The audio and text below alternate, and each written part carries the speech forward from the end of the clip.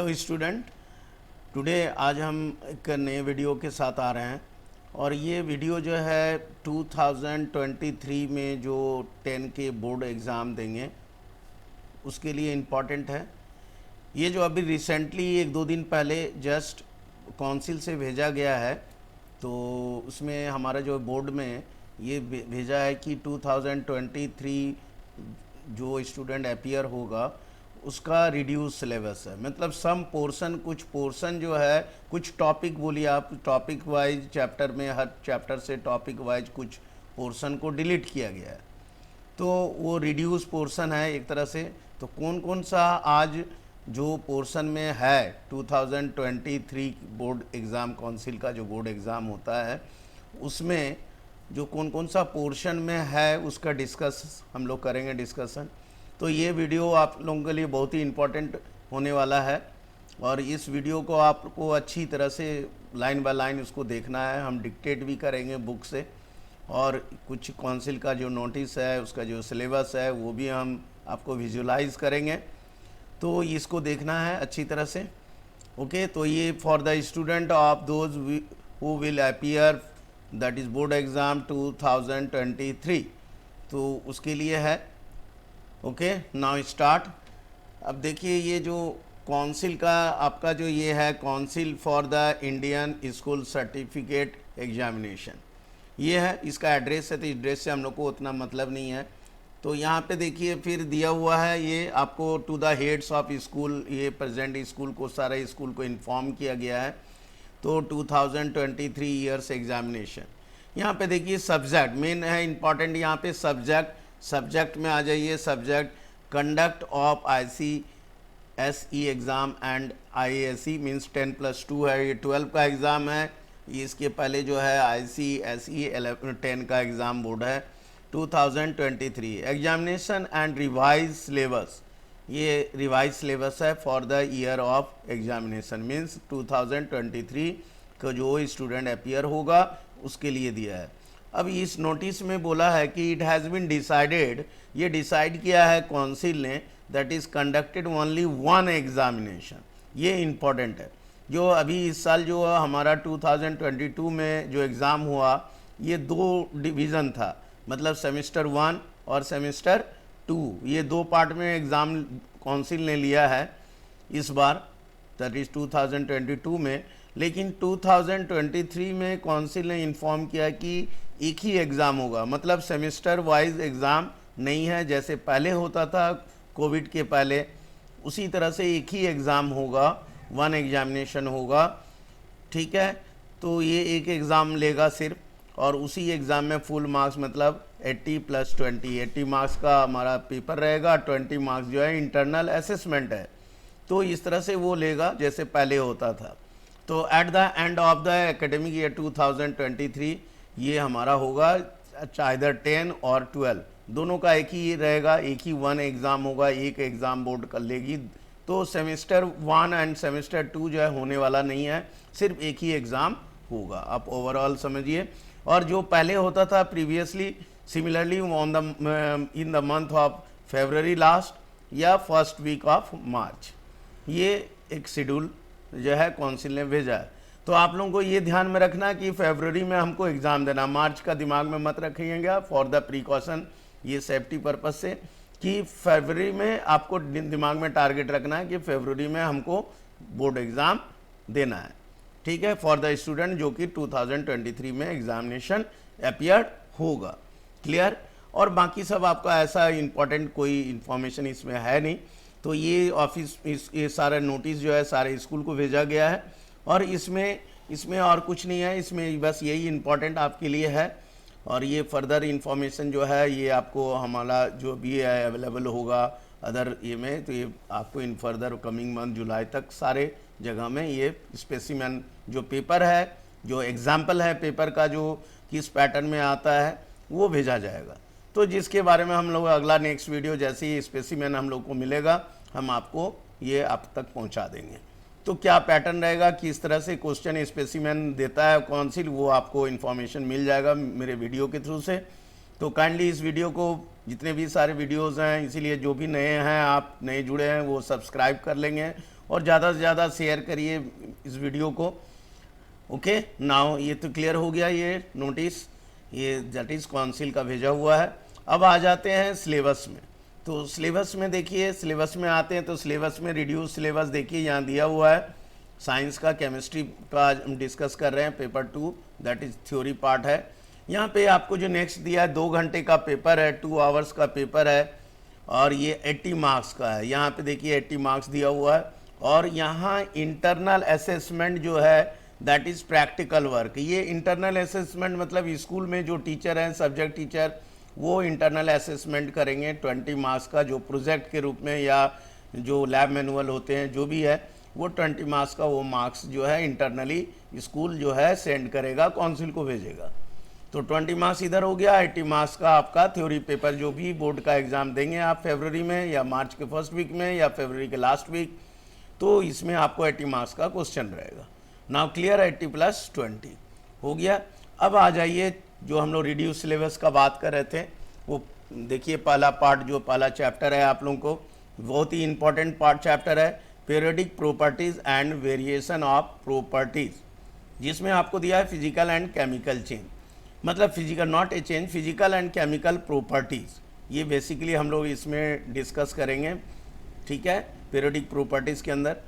तो यहाँ पे एक इम्पॉर्टेंट है कि देखिए यहाँ नीचे पॉइंट दिया है, periodic properties and their variation in groups and period, मतलब ये group wise, down the group और along the period, left to right, वो उसमें प्रॉपर्टीज़ कैसे वेरी करता है। वेरिएशन दिया हुआ देखिए, वेरिएशन इन ग्रुप, तो अगर डाउन द ग्रुप आते हैं तो प्रॉपर्टीज़ कैसे वेरी कर रहा है, अगर along the period left to right जाते हैं तो प्रॉपर्टीज़ कैसे वेरी कर रहा है, वो हमको यहाँ पे पढ़ना है। तो आपके बुक में भी है देखिएगा, तो जैसे आपका एकदम क्लियर बुक में भी मेंशन है, आप जब अपना कंसाइज का बुक देखेंगे केमिस्ट्री, तो उसमें भी क्लियरली लिखा हुआ है डाउन द ग्रुप क्या कैरेक्टरिस्टिक बढ़ रहा है या घट रहा है उसका। जैसे मान लीजिए यहाँ पे दिया डेफिनेशन जो दिया है पीरियोडिक प्रॉपर्टीज़ इन ग्रुप में। अब यहाँ पे आ जाइए, देखिए पीरियोडिक प्रॉपर्टीज़ पहला बोला एटॉमिक साइज, तो एटॉमिक साइज जो है ये डाउन द ग्रुप क्या होता है और अलोंग द पीरियड क्या होता है, इसका एटॉमिक साइज बढ़ता है या घटता है, ये बताना है या आपको पढ़ना है। तो एटॉमिक साइज में क्या है, डाउन द ग्रुप हम लोग जानते हैं, जैसे हम थोड़ा सा एग्जांपल भी थोड़ा एक्सप्लेन भी कर दे रहे हैं आपको कि atomic size down the group क्या हो जाता है, इंक्रीज कर जाता है atomic size, along the period atomic size क्या होगा, डिक्रीज होगा। ठीक है, उसका भी मालूम होगा, इसमें न्यूक्लियर चार्ज के कारण ऐसा होता है, जब अलोंग द पीरियड जाएंगे लेफ्ट टू राइट तो न्यूक्लियर चार्ज इंक्रीज होता है और नंबर ऑफ ऑर्बिट्स उतना होने सेम होने के कारण एटॉमिक जो न्यूक्लियर फोर्स ऑफ अट्रैक्शन होता है न्यूक्लियस का, वो इंक्रीज करते जाता है। तो ये तो सब्जेक्ट मैटर का डिस्कशन है, फर्दर वो कभी भी दूसरे क्लास में हम लोग इसका डिस्कशन करेंगे। पीरियोडिक प्रॉपर्टी जो एक अलग से चैप्टर आएगा, जब चैप्टर वाइज पढ़ाएंगे तो वो जो है उसका वीडियो आपको देखना होगा, तो ये हम पूरा जो है ये क्लियर होगा आपका। ठीक है, दूसरा में आ जाइए मेटेलिक कैरेक्टर। इसी तरह से मेटेलिक कैरेक्टर होगा डाउन द ग्रुप कि बढ़ता है या घटता है, और अलोंग द पीरियड सेम बढ़ेगा कि घटेगा, आइदर इंक्रीज और डिक्रीज, ये डिस्कस होगा। नेक्स्ट में थर्ड में आ जाइए non metallic character, again down the group metallic या non metallic character either increase और डिक्रीज, ये पढ़ना है।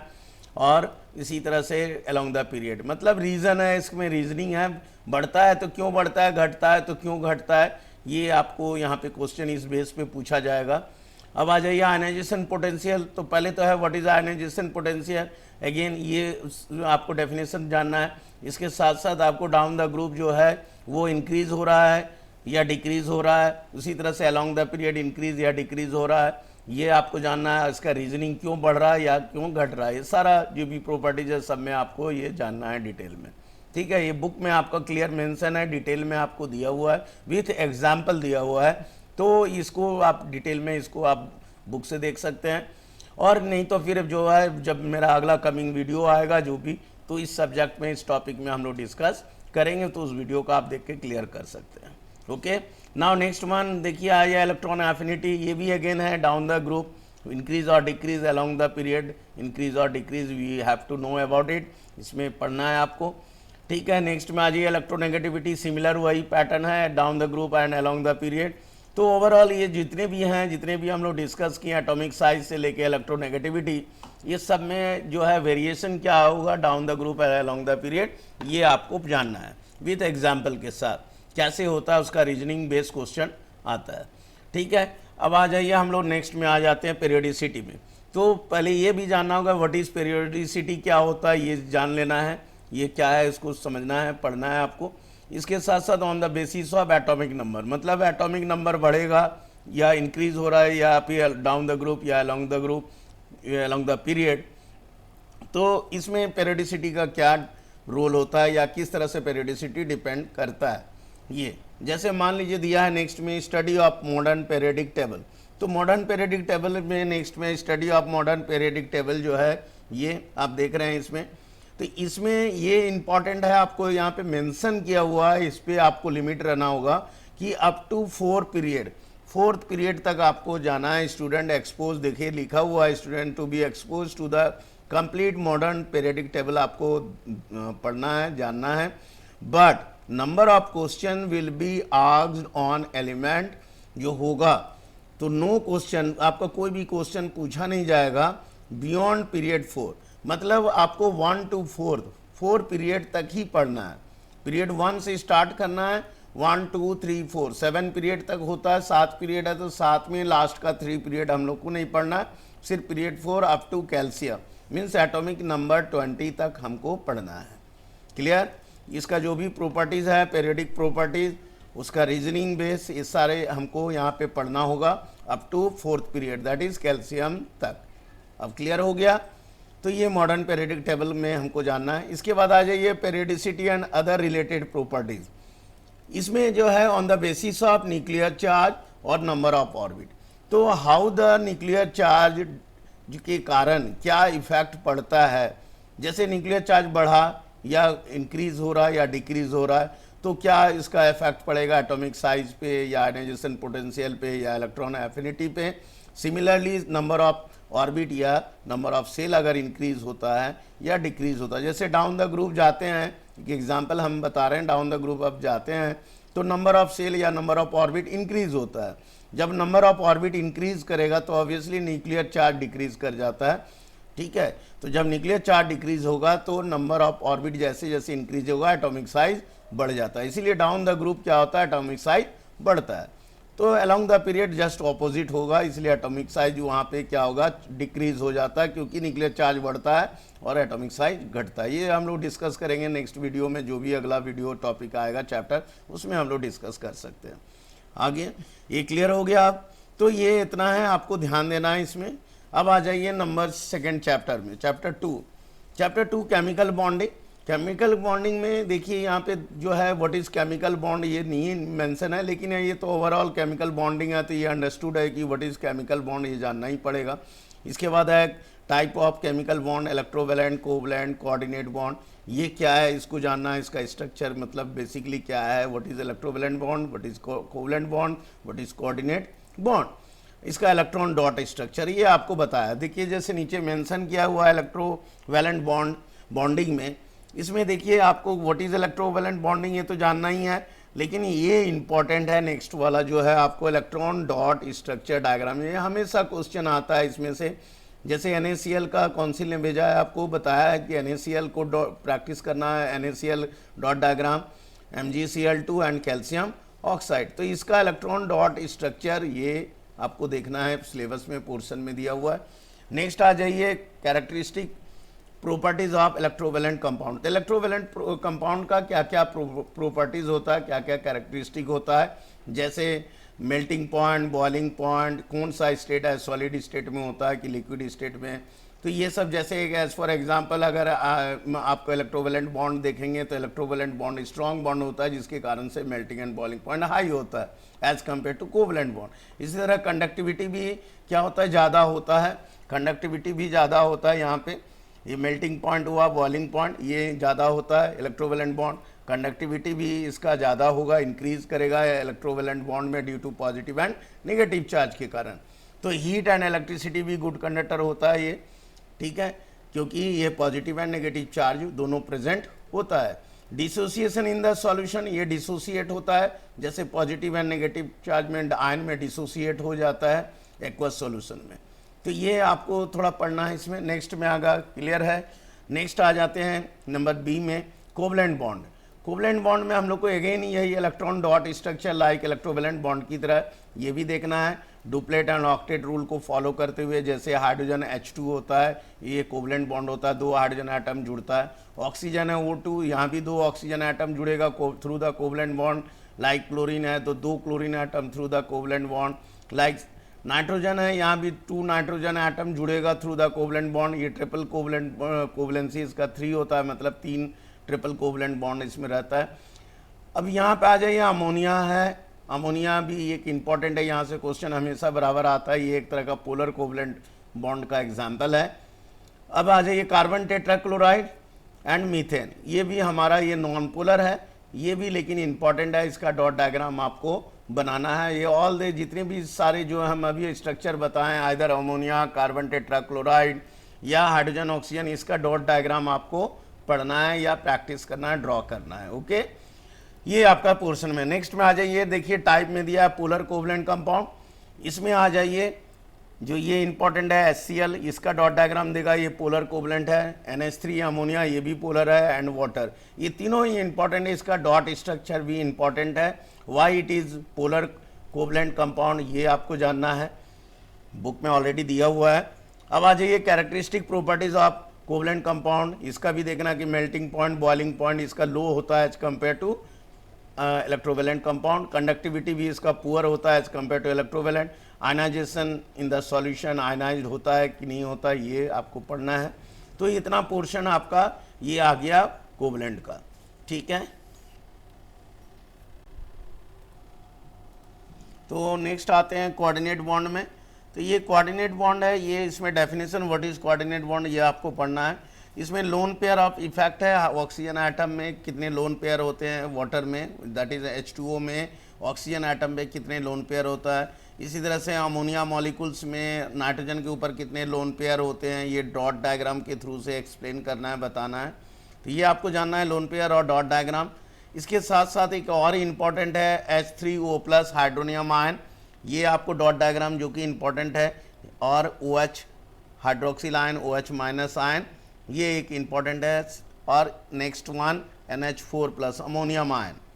तो ये जो 3 है H3O+, OH- जो है, और NH4+ अमोनियम आयन, ये चार्ज्ड आयन है, यू नो दैट्स वाई ये आयन है।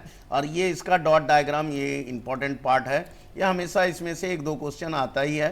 तो ये इंपॉर्टेंट है आप लोगों के लिए, तो इसको पढ़ना है, ठीक है। अब नेक्स्ट आते हैं लोन पेयर। देखिए यहाँ मेंशन है मीनिंग ऑफ लोन पेयर क्या होता है, what is lone pair, what is hydronium ion कैसे फॉर्म करता है, अमोनियम आयन कैसे होता है फॉर्म, ये सब एक्सप्लेनेशन आपको करना है with the help of dot diagram. Okay, now अब आपका ये केमिकल बॉन्डिंग कंप्लीट है। केमिकल बॉन्डिंग में और आगे फर्दर कुछ नहीं पढ़ना है, ये याद रखिएगा, इलेक्ट्रोलाइसिस से रिलेटेड केमिकल बॉन्डिंग में नहीं पढ़ना है, ठीक है। अब आ जाइए चैप्टर 3 में।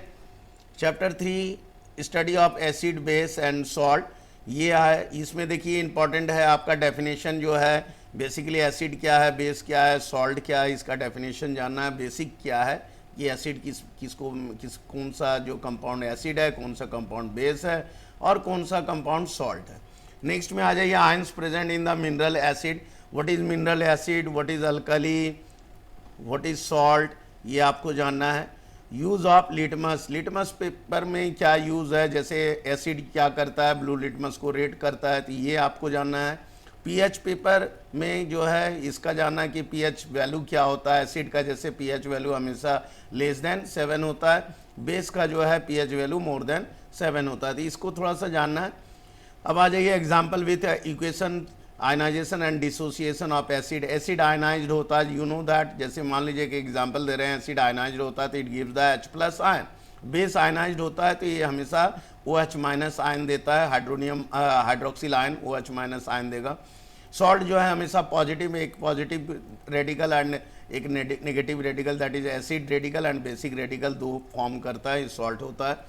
अब आ जाइए नेक्स्ट में, सॉल्ट फॉर्म, यहाँ पे सॉल्ट फॉर्म हाइड्रोनियम आयन, या salt form hydronium ion, this one, या sorry acid form hydronium ion only positive ion.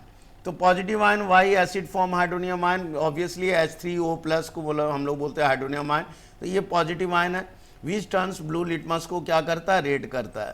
तो ये इसको जानना है कि वाई एसिड में क्या रहता है, तो ऑब्वियसली एसिड में H प्लस आयन देता है और ये हाइड्रोनियम आयन फॉर्म करता है, यही है इसका।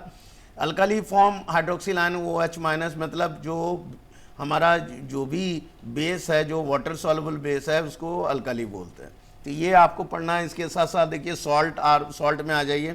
ये क्या होता है, पार्शियल और कंप्लीटली रिप्लेसेबल होता है, जिसमें positive and negative radical that is acid and basic radical दोनों आपका सेपरेट होता है। जैसे NaCl तो Na प्लस Cl माइनस, तो ये सब आपको पढ़ना है। नेक्स्ट में आ जाइए introduction of pH scale. What is pH scale, ये जानना है, और इसका एसिडिटी टेस्ट क्या होता है। जैसे हमने कहा कि लेस देन 7 होगा तो ये एसिड होगा, मोर देन 7 होगा तो बेस होगा।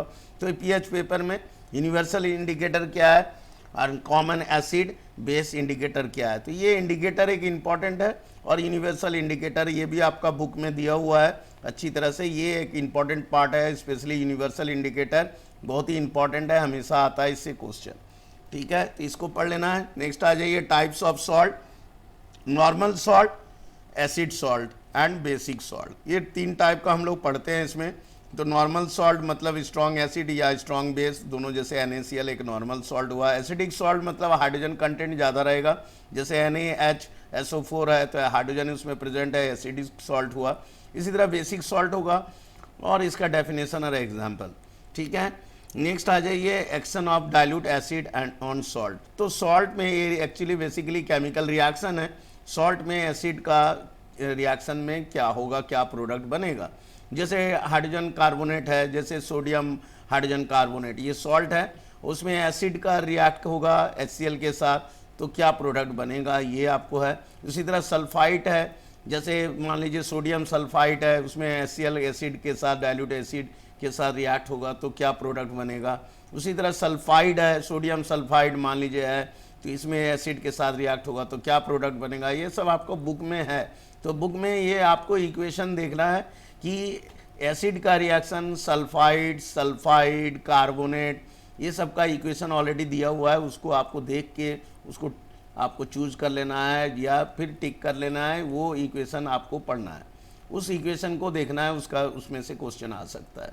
ओके, नाउ नेक्स्ट आ जाइए एनालिटिकल केमिस्ट्री। ये बेसिकली इंपॉर्टेंट है। एनालिटिकल केमिस्ट्री हमेशा 3 to 5 मार्क्स, मैक्सिमम 5 मार्क्स आता है इसमें ऑब्जर्वेशन पार्ट से, कि राइट द ऑब्जर्वेशन। ऑब्जर्वेशन मतलब व्हाट डू यू ऑब्जर्व, इसमें कलर ऑफ द पीपीटी, ये सब इंपॉर्टेंट होता है।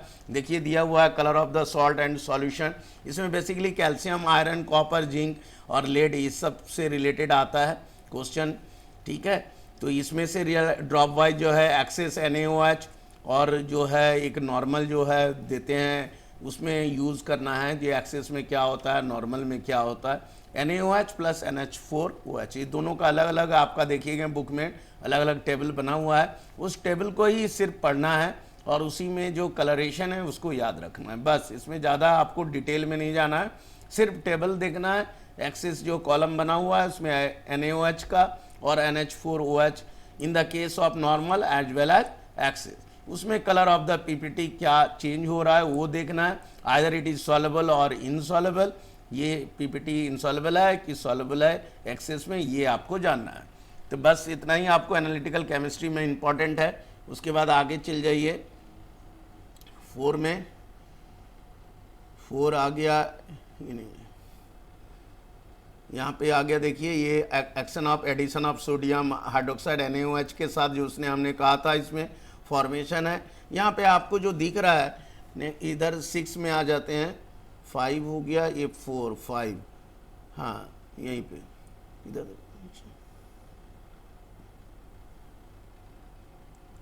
हाँ तो ये इतना ही है आपको।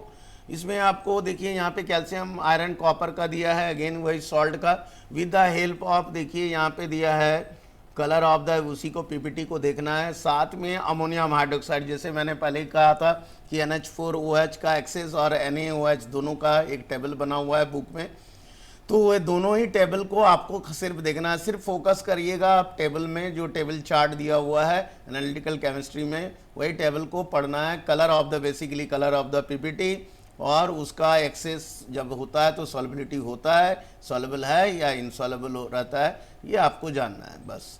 तो इस पे फोकस करना है, इससे आता है क्वेश्चन।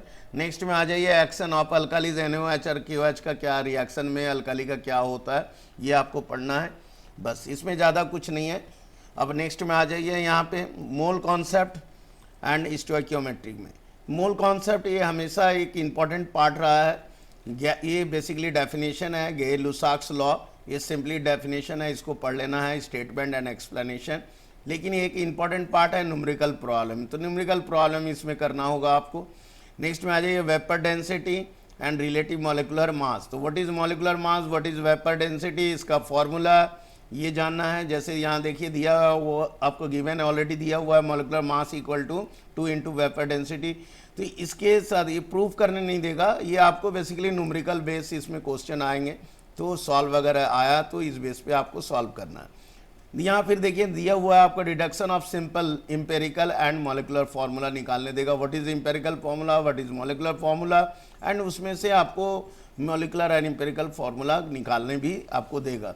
जो परसेंटेज और कंपोजिशन है इस बेस पे एक क्वेश्चन रहता है, आप देखिएगा बुक में कि बुक में टेबल बना हुआ है, उसमें जो है परसेंटेज गिवन है एलिमेंट का, जो कार्बन हाइड्रोजन ऑक्सीजन इतना % है, और उसके हिसाब से आपको उसका मॉलिकुलर मास क्या होगा, या मॉलिकुलर मास दिया हुआ रहेगा तो इंपेरिकल फार्मूला निकालने देगा, या इंपेरिकल फार्मूला मास कितना होगा इस बेस में, जो कि हम लोग जब इस चैप्टर को डिस्कस करेंगे वीडियो में, तो कमिंग वीडियो में ये मोल कॉन्सेप्ट या स्टोइकोमेट्री का जो भी रहेगा, इस वीडियो को एक इम्पॉर्टेंट चैप्टर है ये भी, तो इसमें आपको देख सकते हैं, इसमें हम समझ सकते हैं मेरे वीडियो से।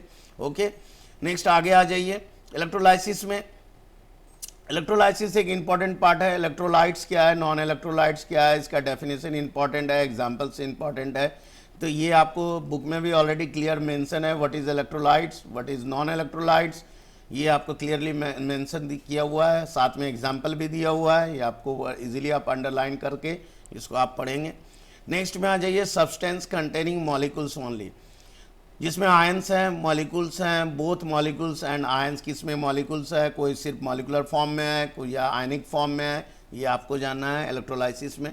नेक्स्ट में आ जाइए सब्सटेंस कंटेनिंग मॉलिक्यूल्स ओनली है, और आयंस ओनली, और बोथ जो भी है, तो इसमें करना है। नेक्स्ट में एग्जाम्पल में आ जाइए, नेक्स्ट में relating to the composition with their behaviour, strong and weak electrolyte, ये इंपॉर्टेंट है, what is strong electrolyte, what is weak electrolyte. जैसे कंप्लीटली डिसोसिएट हो रहा है तो ये हमारा स्ट्रॉन्ग होगा, अगर कंप्लीटली डिसोसिएट नहीं हो रहा है, आयनाइज नहीं हो रहा है, तो ये हमारा क्या होगा, पुअर इलेक्ट्रोलाइट, और अगर एकदम डिसोसिएट नहीं हो रहा दैट इज नॉन इलेक्ट्रोलाइट। इस तरह से आपका बुक में दिया हुआ है, इसको देखना है।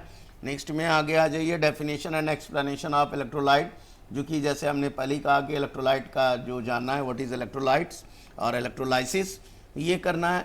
इलेक्ट्रोड क्या है उसी में रिलेटेड है, what is electrode, anode, cathode, ये दोनों इलेक्ट्रोड होते हैं, इसके बारे में मतलब ये टर्म्स है, इस टर्म्स को जानना है, एनायन क्या है, कैटायन क्या है, ये सब आपको करना है, ठीक है। ऑक्सीडेशन, रिडक्शन, जैसे लॉस ऑफ जो इलेक्ट्रॉन है ये ऑक्सीडेशन होता है, रिडक्शन गेन ऑफ इलेक्ट्रॉन होता है, यही यहाँ पे दिया हुआ है, इसको डिस्कस करके इक्वेशन भी आपको देख लेना है।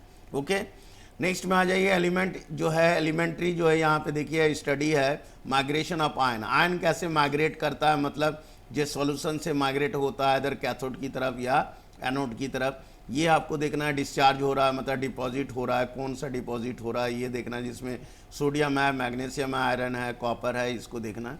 जैसे मोल्टेन, ये आपको ऑलरेडी बुक में आपको दिया हुआ है, एकदम क्लियर मेंशन है, अलग अलग टाइप का electrolysis of molten lead bromide, ये क्लियरली आपको दिया हुआ है, इसको पढ़ लेना है। इसमें दूसरा एसिडिफाइड वाटर, वाटर में जैसे एसिडिफाइड वाटर में एसिड मिक्स है और प्लेटिनम इलेक्ट्रोड का हमने यूज़ किया, तो ये भी एकदम क्लियरली दोनों अलग अलग मेंशन है। तीसरा कॉपर जो है, कॉपर सल्फेट भी क्लियरली दिया हुआ है, ये पॉइंट वाइज आपको बुक में है एकदम क्लियरली, जो कि हम लोग डिस्कस कर सकते हैं आपको बुक में, जो नेक्स्ट जब चैप्टर हम लोग डिस्कस करेंगे तब आप देख सकते हैं इसको। एक्वस कॉपर सल्फेट, ये वेरी इंपॉर्टेंट, ये तीनों जो है इंपॉर्टेंट है। एक्वस कॉपर सल्फेट, इसमें इनर्ट इलेक्ट्रोड का यूज़ होता है या कॉपर इलेक्ट्रोड का यूज़ होता है, तो ये बहुत ही इंपॉर्टेंट है, ये तीनों ही पॉइंट्स इंपॉर्टेंट है। Molten lead bromide, acidified water and platinum का इलेक्ट्रोड का यूज़, ये तीनों ही अलग से मेंशन है, ऑलरेडी बुक में एकदम क्लियर मेंशन किया हुआ, आप इसको मार्क करिएगा। और इसको मार्क करके आपको पढ़ना है अच्छी तरह से, क्योंकि ये इंपॉर्टेंट टॉपिक्स है। तो यहाँ लिखा हुआ है क्लियरली, देखिए द एबव इलेक्ट्रोलाइटिक जो प्रोसेस है can be studied in terms of electrolyte use. कौन कौन सा इलेक्ट्रोलाइट इसमें यूज़ होता है, इलेक्ट्रोड कौन सा यूज़ होता है, आयनाइजेशन रिएक्शन क्या है, एनोड में क्या रिएक्शन होता है, कैथोड का क्या रिएक्शन है, क्या कौन सा आयन माइग्रेट होता है टुवर्ड द कैथोड जाता है, डिस्चार्ज होता है कैथोड पे, कौन सा एनोड पे डिस्चार्ज होता है। ये आपको selectively point wise lead bromide का, एसिडिफाइड वाटर का, और थर्ड नंबर जो कॉपर सल्फेट है, तीनों में अलग अलग तरीके से आपको जानना है सेपरेटली। ठीक है, ये ऑलरेडी आपको मार्क कर लेना है बुक में देख के आपको क्लियरली ऑलरेडी आप मार्क कर सकते हैं इसको। ठीक है, नेक्स्ट आ जाइए, नेक्स्ट चैप्टर हम लोग आ जाते हैं। यहाँ पे एक और है, हाँ इसमें एक और ऐड है, एप्लीकेशन ऑफ इलेक्ट्रोलाइसिस, जिसमें इलेक्ट्रोप्लेटिंग है। व्हाट इज इलेक्ट्रोप्लेटिंग, इलेक्ट्रोलाइसिस का यूज़ क्या है। तो इलेक्ट्रोप्लेटिंग है और निकल के थ्रू से, जैसे मान लीजिए कोई रस्ट वगैरह से प्रोटेक्ट करने के लिए हम लोग कराते हैं, जैसे निकल का लेयर चढ़ाना है, सिल्वर का लेयर चढ़ाते हैं, इलेक्ट्रोप्लेटिंग, जैसे स्पून वगैरह में जो इलेक्ट्रोप्लेटिंग किया हुआ रहता है। रिफाइनिंग, इलेक्ट्रो रिफाइनिंग एक बहुत ही इंपॉर्टेंट टॉपिक्स है, यहाँ ऑलरेडी आपका अलग से बुक में टॉपिक दिया हुआ है, इलेक्ट्रो रिफाइनिंग करके सेम टू सेम बुक में भी है, वो हेडिंग दिया हुआ, उसको टिक कर लेना है, वो मार्क कर लेना है, उसको पढ़ना है। ठीक है, इसके साथ रीजनिंग क्वेश्चन आता है इसमें, कंडीशन इलेक्ट्रोप्लेटिंग का, किस कंडीशन में कैसे इलेक्ट्रोप्लेटिंग करना है, एनोड किसको बनाना है, कैथोड किसको बनाना है, ये करना है। जैसे निकल का मान लीजिए इलेक्ट्रोप्लेटिंग करना है, तो निकल को एनोड बनाना है कि कैथोड बनाना है, जिस ऑब्जेक्ट के ऊपर इलेक्ट्रोप्लेटिंग करना है उस ऑब्जेक्ट को एनोड रखना है कि कैथोड रखना है, ये आपको ध्यान में रखना है। ठीक है, अब आ जाइए इक्वेशन, इसका रिएक्शन, एनोड पे क्या इक्वेशन होगा, रिएक्शन होगा, और कैथोड पे क्या रिएक्शन होगा, ये जानना है। इलेक्ट्रोप्लेटिंग जैसे कॉपर का हो या निकल का हो या सिल्वर का हो, उसी तरह से रिफाइनिंग ऑफ कॉपर भी इंपॉर्टेंट है, how to refine the copper. ठीक है, तो ये एक इम्पॉर्टेंट पार्ट है। इस तरह से आपका ये कंप्लीट हो गया। नेक्स्ट में आ जाइए, नेक्स्ट चैप्टर है metallurgy.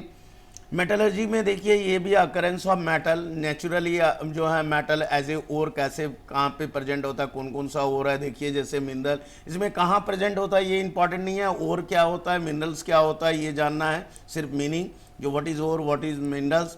Common ore of iron, सिर्फ ये तीन पे फोकस करना है, iron ore, aluminium and zinc, ये तीन ही का ओर का नाम और उसका फॉर्मूला। जैसे आयरन ओर है, आयरन ओर का नाम क्या है, जैसे एल्युमिनियम है तो जैसे एल्युमिनियम का ओर का क्या नाम है, उसका फॉर्मूला क्या होता है। उसी तरह जिंक का, जैसे जिंक साइड है तो वो फॉर्मूला याद रखना है। जिंक ब्लेंड होता है, उसका फॉर्मूला याद रखना है। इसी तरह से आयरन का और एल्युमिनियम का भी होता है। बॉक्साइड जैसे एल्युमिनियम का एक इंपॉर्टेंट ओर है, तो बॉक्साइड का फॉर्मूला वो जानना है। तो इस तरह से ओर का नाम प्लस फॉर्मूला, ये दो जानना है, स्पेशली सिर्फ फोकस करना आयरन, एल्युमिनियम एंड जिंक का ओर्स। नेक्स्ट आ जाइए एक्सट्रैक्शन ऑफ एल्युमिनियम। अब एक एक करके अलग अलग पढ़ना है। एल्युमिनियम का एक्सट्रैक्ट कैसे करते हैं, जैसे बेयर्स प्रोसेस। तो बेयर्स प्रोसेस एक मेथड है जिसके थ्रू से हम लोग एल्युमिनियम का जो है बेसिकली एक्सट्रैक्ट होता है, और साथ में इलेक्ट्रोलाइटिक एक्सट्रैक्शन है, हॉल्स एंड हेरोल्स, दोनों मिला के ही एक्चुअली एल्युमिनियम का एक्सट्रैक्शन कंप्लीट होता है। तो दो प्रोसेस है इसके अंदर एक्सट्रैक्शन ऑफ एल्युमिनियम में, एक बेयर्स प्रोसेस और दूसरा हॉल्स एंड हेरोल्स, दोनों मिला के ही एक्सट्रैक्शन ऑफ एल्युमिनियम कंप्लीट होता है। तो ये देखिए ऑलरेडी देखिएगा बुक में ऑलरेडी मेंशन है, हेडिंग में दिया हुआ है, Bayer's process and Hall's and Heroult's process, दोनों को करना है विथ इक्वेशन के साथ। अब आ जाइए structure of electrolytic cell. Structure क्या होता है, इलेक्ट्रोलाइटिक सेल क्या होता है, किस तरह से उसमें क्या क्या कंपोनेंट्स होते हैं, इलेक्ट्रोड कहाँ रहता है, इलेक्ट्रोलाइट रहता है, ये सब आपको जानना है। तो इस तरह से आपका ये पार्ट हो गया मेटलर्जी में। नेक्स्ट आ जाइए, नेक्स्ट में है alloy. What is alloy, alloy क्या होता है ये जानना है। इसमें एलॉय में बेसिकली ब्रास, ड्यूरेलिमिन या फिर मैग्नालिन, ब्रास हुआ, ब्रॉन्ज हुआ, इस सब में दिया है। बेसिकली इसमें ये पूछता है कि ये जो एलॉय है इसमें कौन कौन सा एलिमेंट है। जैसे क्वेश्चन दे दिया कि write the name of element that present in solder और फ्यूज मेटल और ब्रास, तो ब्रास में कौन कौन सा एलिमेंट प्रेजेंट है, ये आपको क्वेश्चन आता है। ठीक है, तो इस तरह से आपको इसको जानना है। सारे जितने भी ब्रॉन्ज है, ब्रास है, मैग्नेलिन है, इसका यूज़ प्लस कौन कौन सा एलिमेंट कंबाइन रहता है, ये आपको जानना है। ठीक है, इसको टिक कर लेना है। आपका ये ऑलरेडी बुक में जो है चार्ट में टेबल बना हुआ है, उसमें ऑलरेडी मेंशन है, उसको टिक कर लीजिए और उसी को पढ़ना है। ठीक है, नेक्स्ट में आ जाइए स्टडी ऑफ कंपाउंड। इसमें स्टडी ऑफ कंपाउंड में हाइड्रोक्लोरिक एसिड है HCl, इसका प्रिपरेशन है। हाइड्रोक्लोरिक एसिड कैसे बनता है? From sodium chloride, only sodium chloride के साथ में सॉलिबिलिटी वाटर में सॉलेबल है नहीं है, डेंसिटी, ये सब आपको जानना है। फाउंटेन एक्सपेरिमेंट जो कि एक्सप्लेन करता है सॉलिबिलिटी ऑफ HCl को। और इसका रिएक्शन है, रिएक्शन विथ अमोनिया के साथ reaction, means ammonia react with HCl, क्या होगा, और एसिडिक प्रॉपर्टी इसका क्या। नेक्स्ट में आ जाइए preparation of hydrogen chloride from sodium chloride, जो कि ऑलरेडी हम लोग डिस्कस किए हैं, लैब मेथड होता है ये। इसको आगे करना है, प्रोडक्ट क्या बनता है, कंडीशन किस कंडीशन में रिएक्शन होता है, और इसका इक्वेशन। ठीक है, डायग्राम देख लेना है, डायग्राम सेटिंग कैसा होता है, ऑलरेडी बुक में आपको डायग्राम दिया हुआ है। और ये एक इम्पॉर्टेंट पार्ट है कि प्रिकॉशन, क्या क्या प्रिकॉशन लेते हैं, डाउनवर्ड डिस्प्लेसमेंट है कि अपवर्ड डिस्प्लेसमेंट है। तो ये कलेक्शन जो होता है, कलेक्शन ऑफ गैस किस तरीके से होता है, डाउनवर्ड होता है, इससे क्वेश्चन हमेशा आता है कि डाउनवर्ड डिस्प्लेसमेंट है कि अपवर्ड है, तो क्यों है डाउनवर्ड है, या अपवर्ड है तो क्यों है, इसका रीज़न विथ रीज़न के साथ आपको ऑलरेडी दिया हुआ है बुक में। उसको अच्छी तरह से फाइंड आउट करके अच्छी तरह से उसको मार्क करके पढ़ना है। नेक्स्ट में आ जाइए सिंपल एक्सपेरिमेंट में, देखिए तो ये शो करना है डेंसिटी ऑफ गैस क्या है, HCl का हैवियर देन एयर, ये पढ़ना है। नेक्स्ट में आ जाइए solubility of hydrogen chloride, fountain experiment hydrogen chloride का डायग्राम के साथ दिया हुआ है, ये बहुत ही इंपॉर्टेंट है, हमेशा क्वेश्चन इसमें से आता है इसका। नेक्स्ट में आ जाइए method of preparation of hydrogen chloride का, dissolving the gas in water, water में डिजॉल्व करके गैस कैसे, जैसे स्पेशल फनल अरेंजमेंट बोलते हैं इसको। तो फनल अरेंजमेंट एक इंपॉर्टेंट पार्ट है, बैक सक्कन जिसको हम लोग बोलते हैं, इसी अरेंजमेंट में आता है, ये बहुत ही इंपॉर्टेंट है, हमेशा क्वेश्चन इसमें से भी आता है, इसको पढ़ लेना है, मार्क करके रखना है इसको। नेक्स्ट में आ जाइए रिएक्शन विथ अमोनिया, ये केमिकल रिएक्शन हो गया, केमिकल प्रॉपर्टीज हुआ, ये HCl का अमोनिया के साथ क्या रिएक्शन है, acidic property in the solution. Next में मेटल के साथ सोडियम, पोटासियम या कॉपर के साथ क्या रिएक्शन हो रहा है HCl का। हाइड्रोक्साइड उसी तरह से, कार्बोनेट, ये सब आपको जितने भी हैं मार्क करके जो भी रिएक्शन है इसको देखना है। क्लोराइड के साथ जैसे सोडियम क्लोराइड है, सोडियम कार्बोनेट है, सोडियम हाइड्रोजन कार्बोनेट है, या सोडियम सल्फाइड है या सल्फाइड है, इसका HCl के साथ क्या रिएक्शन होगा। इस तरह से है, मैग्नीज डाइऑक्साइड के साथ भी है with reaction concentrated HCl, already mention है, देखेंगे आप बुक में एकदम क्लियरली आपको मिलेगा कि manganese dioxide MnO2, manganese dioxide MnO2, और रिएक्शन जो है वो HCl के साथ, that is MnO2 plus HCl, क्या रिएक्शन होगा, प्रोडक्ट क्या होगा। तो ये इक्वेशन आपको ध्यान में रखना है। इसी तरह से प्रेसिपिटेशन रिएक्शन है, प्रेसिपिटेट मतलब PPT फॉर्म करना सिल्वर नाइट्रेट के साथ लेड नाइट्रेट सॉल्यूशन के, ये एक इंपॉर्टेंट है, इसको मार्क कर लेंगे, इसके इक्वेशन भी इंपॉर्टेंट है। नेक्स्ट में आ जाइए, अगला पॉइंट में आ जाते हैं। नेक्स्ट है अमोनिया। अमोनिया का जो कंपाउंड है ये इंपॉर्टेंट है, lab preparation of ammonia from ammonium chloride, collection कैसे होता है, डाउनवर्ड होता है या अपवर्ड होता है, विथ रीजनिंग क्यों होता है ये जानना है। रिएक्शन भी है Mg3N2 के साथ, AlN ये है एल्युमिनियम नाइट्राइड के साथ, एक सॉल्ट है। मैन्युफैक्चर कैसे होता है, हैवर्स प्रोसेस, एक आता है लैब मेथड, एक होता है हैवर्स प्रोसेस। तो यहाँ पे आपके लिए इंपॉर्टेंट है, दो अलग अलग है, laboratory preparation from ammonium chloride से जो है अमोनिया कैसे बनता है एक है, दूसरा है मैन्युफैक्चर बाय हैवर्स प्रोसेस, ये एक इंपॉर्टेंट है। तो दो मेथड आपको पढ़ना है, एक लैब प्रिपरेशन है, एक हैवर्स प्रोसेस। ठीक है, नेक्स्ट में आ जाइए, डायग्राम भी है, देखिए यहाँ पे दिया हुआ है डायग्राम एंड प्रिकॉशन, तो ये कर लेना है।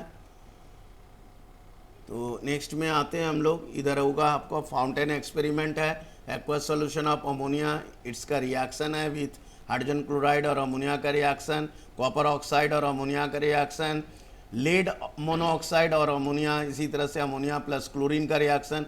ये इंपॉर्टेंट है, क्लोरीन का इस बार आया था क्वेश्चन, एक्सेस ऑफ क्लोरीन और एक्सेस ऑफ अमोनिया का साथ रिएक्शन में क्या प्रोडक्ट बनेगा, दिस ईयर ये क्वेश्चन आ चुका है। तो आपके लिए इंपॉर्टेंट यहाँ पे कॉपर ऑक्साइड और लेड मोनोऑक्साइड और अमोनिया का रिएक्शन इंपॉर्टेंट है।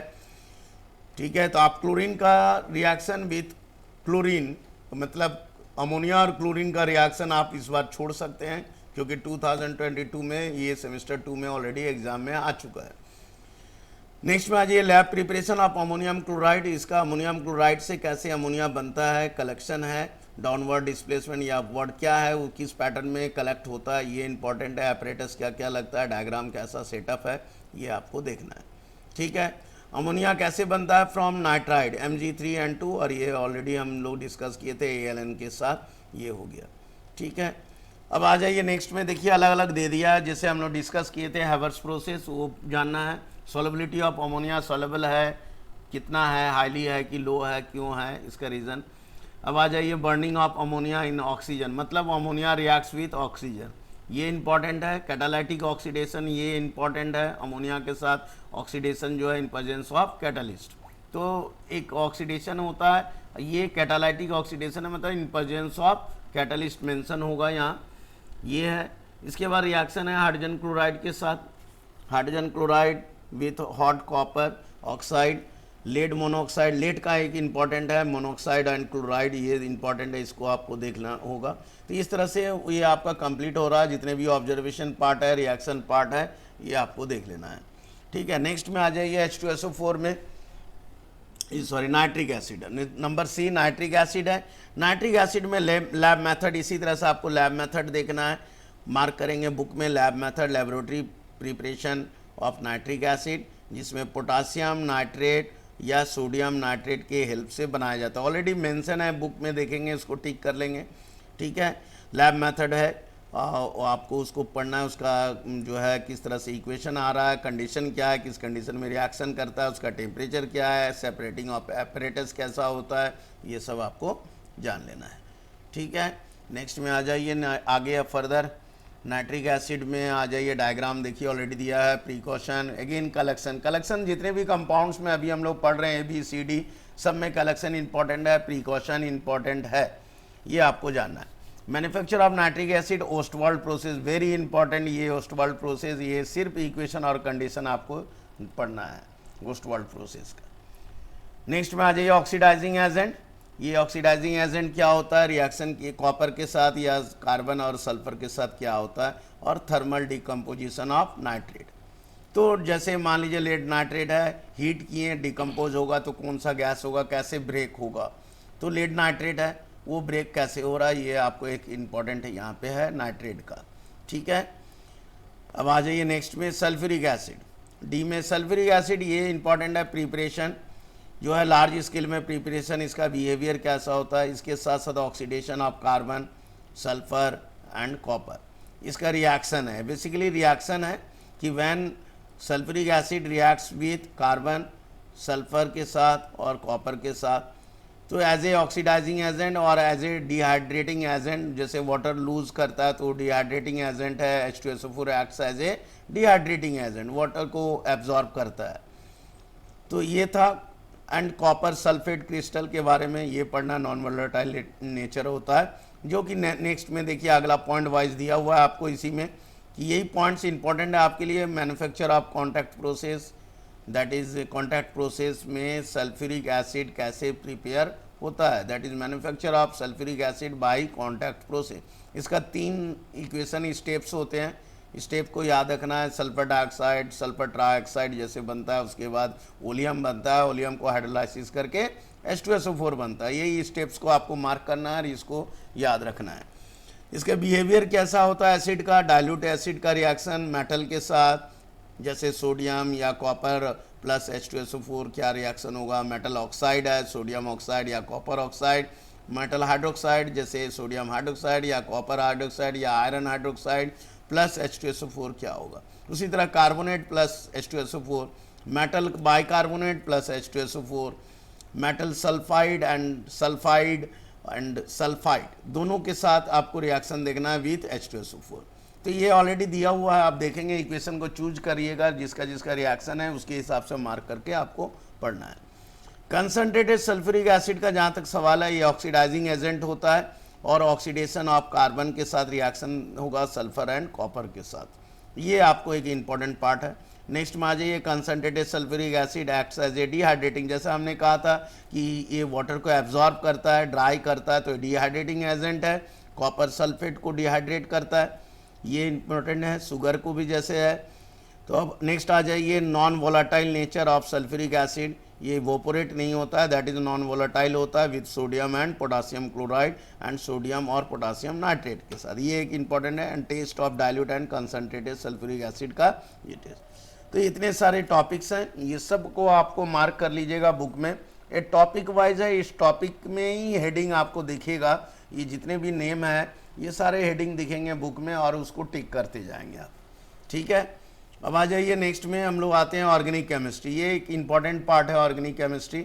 Unique nature of carbon, tetra valency होता है, कैटानेशन प्रॉपर्टी, कार्बन का एक प्रॉपर्टी होता है जिसको कैटानेशन प्रॉपर्टी बोलते हैं, ये बहुत ही इंपॉर्टेंट है, ये बेसिक है। इसके साथ साथ सिंगल बॉन्ड, कार्बन कैसे कार्बन कार्बन के बीच सिंगल बॉन्ड होता है, कार्बन कार्बन के बीच डबल बॉन्ड भी होता है, कार्बन कार्बन के बीच ट्रिपल बॉन्ड भी होता है, जिसको हम लोग एल्केन, एल्कीन और एल्काइन के नाम से जानते हैं। स्ट्रेट चेन बनता है, ब्रांच चेन भी बनता है, साथ में cyclic compound that is benzene ring बनता है। तो इसको आगे नहीं जाना है, साइक्लिक में सिर्फ बेंजीन रिंग तक टच करना है। उसके बाद आपको आ जाइए स्ट्रक्चर ऑफ आइसोमेरिज्म, देखिए नंबर बी में है 2 में स्ट्रक्चर ऑफ आइसोमेरिज्म। ये हमेशा क्वेश्चन यहाँ से आता है, आइसोमर्स क्या है और आइसोमेरिज्म में एग्जाम्पल पूछता है, ठीक है। तो स्ट्रक्चर आपको देखना है, फार्मूला केमिकल फार्मूला सेम होता है आइसोमेरिज्म में, लेकिन स्ट्रक्चर डिफरेंट होता है। तो ये डबल बॉन्ड और ट्रिपल बॉन्ड अलग अलग कंपाउंड बनते हैं, तो डिफरेंट स्ट्रक्चर होता है लेकिन फार्मूला उसका सेम होता है। तो ये हुआ स्ट्रक्चरल फार्मूला ऑफ हाइड्रोकार्बन। उसका स्ट्रक्चरल फार्मूला क्या है, जैसे एल्केन, एल्कीन, अल्काइन, अल्कोहल या एल्डिहाइड एंड कार्बोक्सिलिक एसिड, ये जो है 4-5 ये इंपॉर्टेंट है। इसका स्ट्रक्चर, इसका फार्मूला ये आपको पढ़ लेना है। यहाँ अप टू 5 कार्बन एटम मतलब 5 कार्बन मतलब पेंटेन, अप टू पेंटेन तक, ठीक है, एल्केन का या एल्कीन और एल्काइन। आइसोमेरिज्म स्ट्रक्चर जैसा कि हमने कहा था चेन भी हो सकता है या ब्रांच, स्ट्रक्चर डिफरेंट होता है, फॉर्मूला सेम होता है। ये इसका स्ट्रक्चर जान लेना है। ये बुक में ऑलरेडी मेंशन किया हुआ है, टॉपिक वाइज जैसा लिखा हुआ है आइसोमेरिज्म, तो बुक में देखेंगे आइसोमेरिज्म दिया हुआ, तो उसको टिक कर लेना है। इसी तरह से होमोलोगस सीरीज है, ये भी आपको ऑलरेडी हेडिंग दिया हुआ है होमोलोगस सीरीज करके। और होमोलोगस सीरीज में ये कैरेक्टरिस्टिक विथ एग्जांपल, एल्केन का होमोलोगस सीरीज, एल्कीन का। जैसे होमोलोगस सीरीज में आपस में क्या होता है, CH2 का डिफरेंस होता है। जैसे एल्केन है मीथेन, इथेन, प्रोपेन, ब्यूटेन, तो इसमें कितना का डिफरेंस है, CH2 का। इसी तरह से एल्कीन है तो इसमें मान लीजिए इथीन है, प्रोपीन है, ब्यूटीन है, तो आपस में डिफरेंस होगा CH2 का। इसी तरह से अल्काइन है, इथाइन है, प्रोपाइन है, ब्यूटाइन है, तो डिफरेंस कितना का होगा, ये CH2 का होगा, लेकिन ट्रिपल बॉन्ड है। तो इस तरह से अल्केन का होमोलोगस, एल्कीन का होमोलोगस, एल्काइन का, और इसका प्रॉपर्टी जो है विथ रिलेशन क्या है, मोलिकुलर मास और मोलिकुलर फार्मूला। तो ये आपको जानना है, ठीक है। ये point wise already clear mention है आपका टेक्स्ट बुक में, तो उसको टॉपिक वाइज जो भी नाम है उसको टिक करेंगे और उसको आपको देखना है, पढ़ना है। नेक्स्ट में आ जाइए सिंपल नॉमेनक्लेचर। ये नॉमेनक्लेचर है, यूपैक नेम जिसको हम लोग बोलते हैं। तो nomenclature of hydrocarbon, double bond का, जैसे एल्केन का, एल्कीन का, एल्काइन का, जिसमें फंक्शनल ग्रुप आता है, एल्डिहाइड का नॉमेनक्लेचर, कार्बोक्सिलिक का, ये सारे फंक्शनल ग्रुप हैं। तो इस सब का नॉमेनक्लेचर कैसे किया जाता है देखिएगा, आपका स्ट्रक्चर दिया हुआ है और नेमिंग भी किया हुआ है बुक में, ऑलरेडी क्लियरली मेंशन्ड है यूपैक नेम। और उसमें जो है बहुत सारे एग्जाम्पल जो है एटलीस्ट 30 से 40 एग्जाम्पल्स आपको दिया हुआ है, और उसी में से हमेशा क्वेश्चन आता है, तो आपको उसको प्रैक्टिस कर लेना, बेसिक जानना है अप टू 5 कार्बन तक, उसका नेमिंग, उसका फंक्शनल ग्रुप, अल्कोहल किसको बोलते हैं, एल्डिहाइड किस में रहता है, कौन सा फंक्शनल ग्रुप है एल्डिहाइड, जैसे CHO जो होता है CHO, तो ये एल्डिहाइड है, OH रहेगा तो अल्कोहल हुआ। तो इसका जो फंक्शनल ग्रुप है उसके हिसाब से नेमिंग क्या होगा वो वेरी करता है, उसको देखना है। तो उसको आपको पढ़ के ये सीखना है। बेसिकली ये सीखने का पार्ट है, बेसिक है, ये आपको कंसेप्ट बेस है, इसको जान लेना है, क्लियर करना है कंसेप्ट को। नेक्स्ट में आ जाइए एल्केन, एल्कीन यही दिया हुआ है, जनरल फार्मूला एल्केन का क्या होता है, इथेन का क्या होता है, इस तरह से दिया है। इसका प्रिपरेशन भी दिया है जो कि एक इंपॉर्टेंट पार्ट है, सोडियम एसीटेट, सोडियम प्रोपेनाइट से कैसे प्रिपेयर्ड हम लोग एल्केन करेंगे, ठीक है। इसी तरह से ये पूरा पार्ट जो है आपका प्रिपरेशन है। साथ में कंप्लीट कंबशन में यहाँ पे आ जाइए, कंप्लीट कंबशन मीथेन के साथ रिएक्शन है, कंबशन कैसे होता है मीथेन का, बर्न कैसे होता है in presence of oxygen, ethane in presence of oxygen कैसे बर्न होता है। इसी तरह से क्लोरीन के साथ मीथेन और इथेन का रिएक्शन क्या होता है। नेक्स्ट में आ जाइए, इसी तरह से एल्कीन में है, डबल बॉन्डेड कंपाउंड है एल्कीन। इसमें इथीन आएगा, जैसे एग्जांपल है इथीन का प्रिपरेशन मेथड क्या है, ये करना। हाइड्रोजनेशन रिएक्शन क्या है, मतलब रिएक्शन विथ हाइड्रोजन। और डिहाइड्रेशन मतलब रिमूवल ऑफ वाटर, कैसे रिमूव होता है हीट करने पे, ये आपको पढ़ना है। अल्काइन में इसी तरह ट्रिपल बॉन्ड में आ जाइए, इथाइन है या प्रोपाइन है, इसमें प्रिपरेशन है कैल्शियम कार्बाइड के साथ, ये आपको कर लेना है। नेक्स्ट में आगे आ जाइए। तो ये इतना ही आपका है, ये सब कंप्लीट है, मतलब ये तीनों एल्केन, एल्कीन, अल्काइन, ये हमारा इंपॉर्टेंट पार्ट है। तो इस तरह से ये जो है प्रॉपर्टी आपका पूरा पोर्शन जो है आज हम लोग डिस्कस कर लिए। तो ये प्रॉपर्टी आपको अच्छी तरह से देखना है, और जो भी टॉपिक्स हम लोग बोले हैं उसको पॉइंट आउट करके आपको इसको देख लेना है। अगर आपको इसका डिटेल जो है पूरा जो चैप्टर है, कंसेप्ट है, ये आपको जानना पड़ेगा, ये बुक भी पढ़ना है अच्छी तरह से, और आप लोग जो भी अपने स्कूल में क्लासेस होते हैं रेगुलरली अटेंड कीजिए और साथ में घर में पढ़ें। अगर आपको हेल्प लेना है तो जो भी वीडियोज़ आते हैं उसको आप देखिए, उसको सब्सक्राइब करके, सब्सक्राइब करेंगे तो मेरा ऑटोमेटिकली जो भी वीडियोज़ जाएंगे आपको मिलेगा, और आपको जो है कंसेप्ट क्लियर होते जाएगा। तो आज का वीडियो मैं यहीं पे ख़त्म करता हूँ। तो आई थिंक ये कंप्लीट है आपको। तो ये पोर्शन आपका जो रिड्यूस पोर्शन है फॉर द 2023 के लिए है, ये आप अच्छी तरह से इसको मार्क कर लें। Okay then, thank you children.